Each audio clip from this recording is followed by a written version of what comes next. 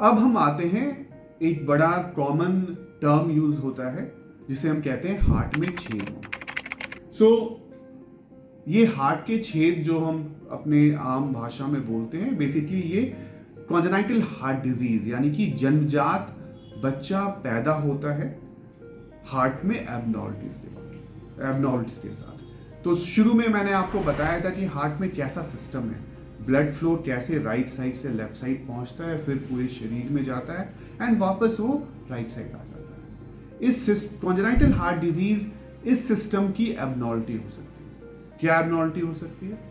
सबसे कॉमन जो एबनॉर्मलिटी होती है वो है जो हम आम भाषा में कहते हैं छेद होना। छेद होने का मतलब ये नहीं है कि हार्ट में छेद है और ब्लड लीक करके बाहर जा रहा है। छेद होने का मतलब है ये जो पार्टीशन है राइट साइड और left side of the heart, right side में प्योर इम्प्योर ब्लड है और लेफ्ट साइड में इम्प्योर ब्लड है, इसके बीच में एक डिफेक्ट है। तो अगर ये डिफेक्ट एट्रिया के लेवल पे है, यानी कि राइट एट्रियम और लेफ्ट एट्रियम की जो डिवाइडिंग वॉल है उसमें अगर कोई होल है, उसे हम बोलते हैं एट्रियल सेप्टल डिफेक्ट। अगर वेंट्रिकल्स, राइट वेंट्रिकल्स और लेफ्ट वेंट्रिकल के बीच में अगर कोई होल है, उसे हम बोलते हैं वेंट्रिकुलर सेप्टल डिफेक्ट। तो ये सबसे कॉमन डिफेक्ट है जो कि हम होल की तरह देखते हैं। इसके अलावा पल्मोनरी आर्टरी और एओर्टा के बीच में कम्युनिकेशंस हो सकते हैं जिसे हम पीडीए कहते हैं। तो ये बड़े सिंपल और non complex congenital heart disease है। But complex congenital heart disease में प्रॉब्लम क्या हो जाती है, दैट प्योर और इम्प्योर ब्लड का जो ये सेपरेशन है ये बिल्कुल खत्म हो जाता है। हो सकता है एओर्टा और पल्मोनरी आर्टरी दोनों राइट साइड के चैम्बर्स निकल रहे हैं, जो कि बहुत कॉमन होता है। टॉफ कहते हैं टेट्रोलॉजी ऑफ फेलोज।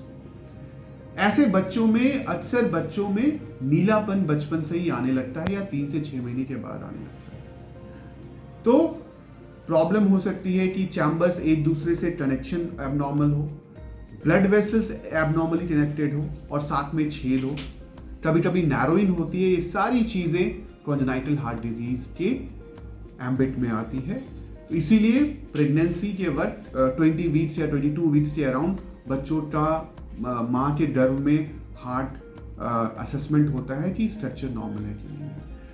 पैदा होने के बाद भी अगर बच्चे दूध ना पिए ठीक से या बच्चे नीले पड़ जाएं, ये एक बड़ा इनिशियल, या बच्चों को बार बार सर्दी खांसी हो, ये बड़ा इनिशियल इंडिकेटर है कॉन्जेनाइटल हार्ट डिजीज के सस्पेशन का। तो ये हमारा एक जनरल इंट्रोडक्शन था हार्ट डिजीज और डिफरेंट हार्ट डिजीज का। Thank you.